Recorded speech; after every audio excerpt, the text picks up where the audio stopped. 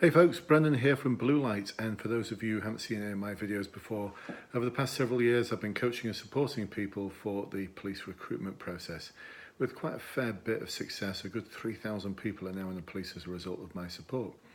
It's probably nudging around 3,500 now actually, but anyway, still a big number. So something I'm very pleased and proud about. So one of the things I'm going to talk about today is the telephone interview.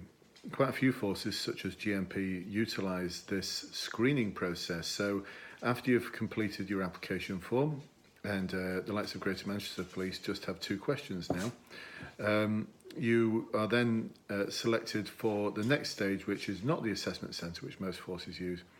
It's a telephone interview. So invariably an operational sergeant or member of support staff will call you, and over a period of about 30 minutes they'll ask you some questions. The first few minutes will be spent introducing what the process involves, and the next question invariably will be a sort of getting to know you, tell me a little bit about yourself type question. Now, they're not looking for your life history, they don't want to know your star sign or what street you grew up on. I'd focus on a little bit about how you've got to this point now, what your life has involved that's led to you wanting to be a police officer. Now, one of the questions that's often asked, and this is a question that's often asked at final interview as well, is what are the challenges that this force is facing, and how is you, a student officer, going to help the force meet those challenges? So there's a couple of forces out there actually have this as a presentation. So you're expected to give a 10-minute presentation on this, and you'll be asked questions after your presentation by the interview panel.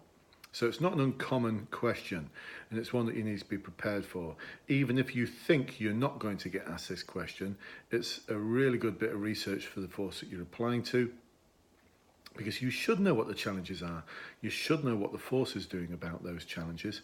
You should know locally what's being done about those challenges. And you should have some ideas that you can contribute in terms of how you as a student officer are going to help meet those challenges. So, if we take Greater Manchester Police as a case study, I know Greater Manchester Police well because I was an inspector there for 12, 13 years and sergeant and constable there before that, and before that as in two other forces. I've worked overseas, an overseas force. I'm not going to name drop the force because you'll just go, as in the Cheshire Constabulary before that. So got a fair bit of experience with a few different forces. Greater Manchester Police is a particular challenge because of its sheer size and the levels of crime and other demands on resources that exist there. So if you're watching this on Facebook or YouTube, I'm going to put a bit of a link down there below to the Chief Constable of Greater Manchester Police, Ian Hopkins, talking about some of the strategic challenges that the force is meeting and having to face up to, combined with some of the vision for the future around place-based working and focusing on the assets within community, linking in with the community more. Now, they call that the citizens contract in GMP. They'll probably call it something else elsewhere.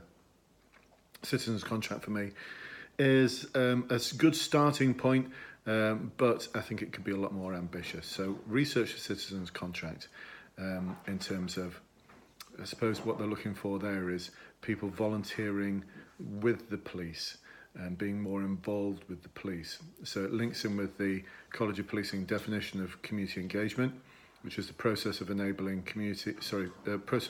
citizens to be involved in policing at their chosen level. Actually, it's not the College of Policing's definition. It's one that they borrowed from some research into legitimacy within communities that was conducted several years ago. But it's a pretty good definition. So I'm going to get you thinking a little bit more around flipping that definition on its head. So less about the process of enabling citizens to be involved in policing at their chosen level, and more about the process of enabling policing to be involved in citizenship at the chosen level of community. So we're flipping the definition on its head a little bit.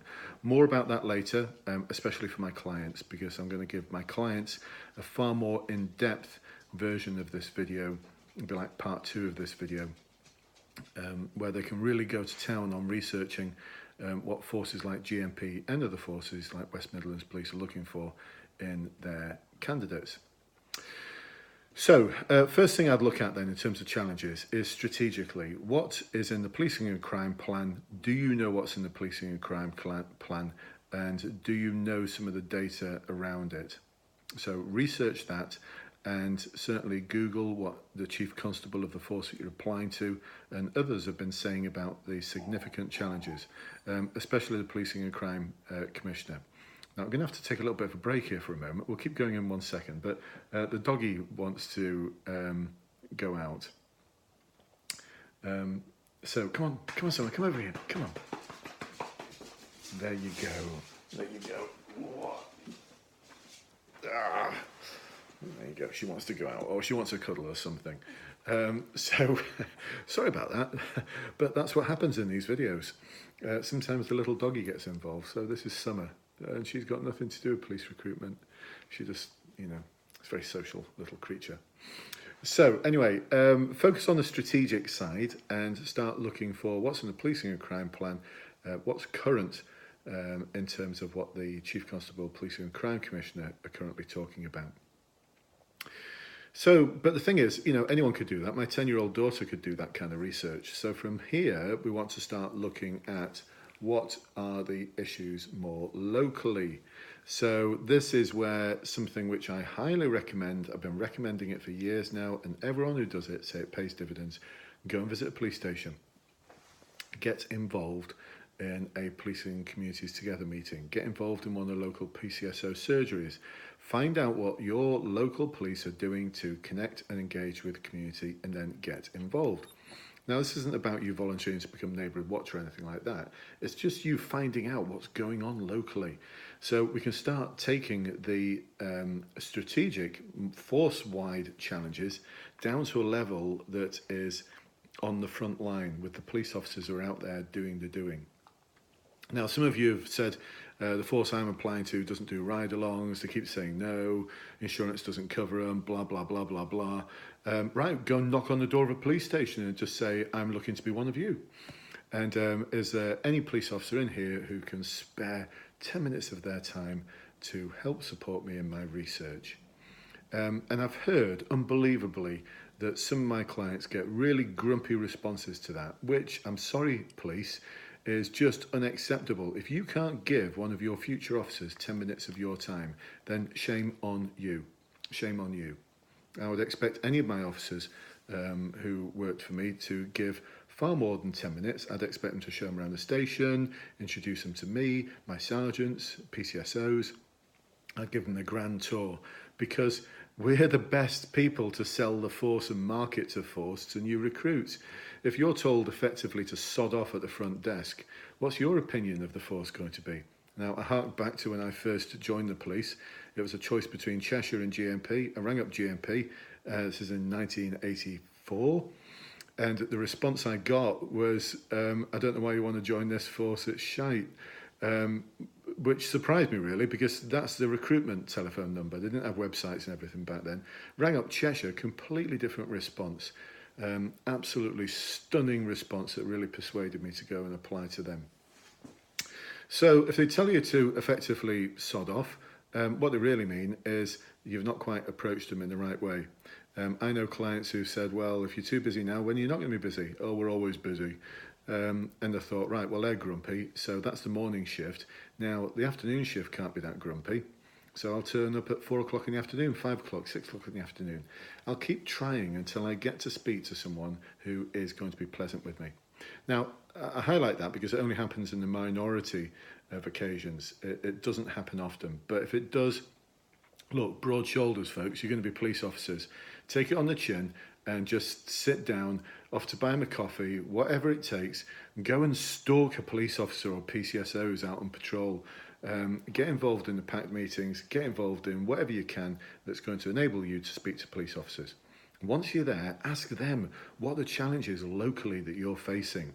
Now, you're going to have things like violent crime, domestic violence, mental health, and the sheer weight of demand that we face, the sheer weight of calls for service.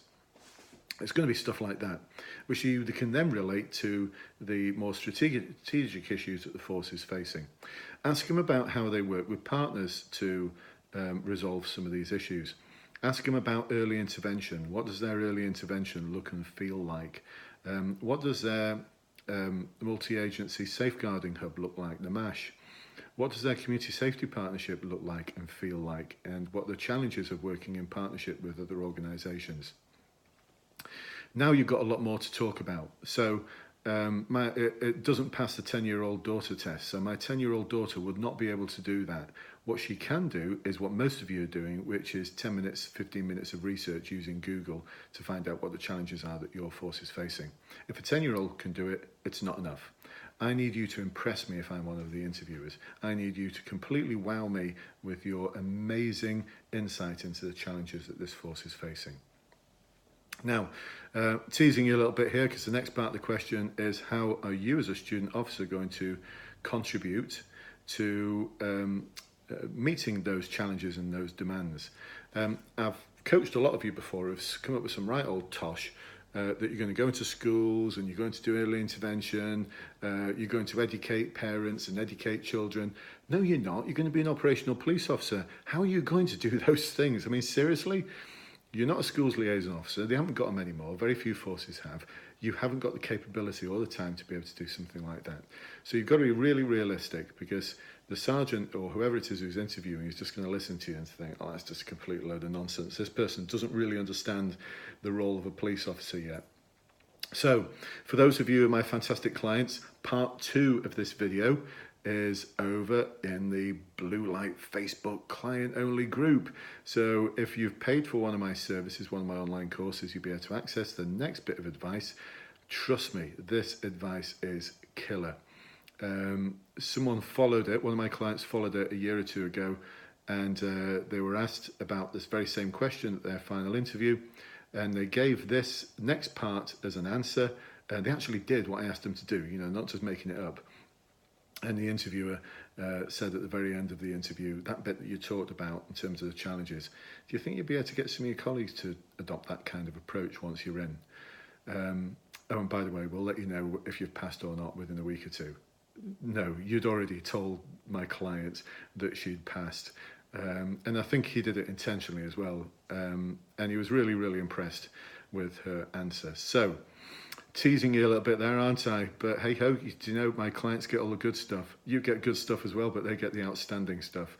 So I shall see you on the flip side over in the Blue Light client only group.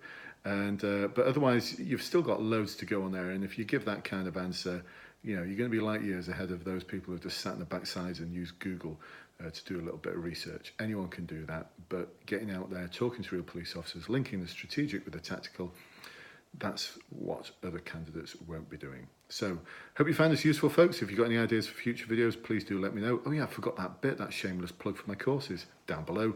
And also, if you'd like to join the Facebook support group, a link down below as well.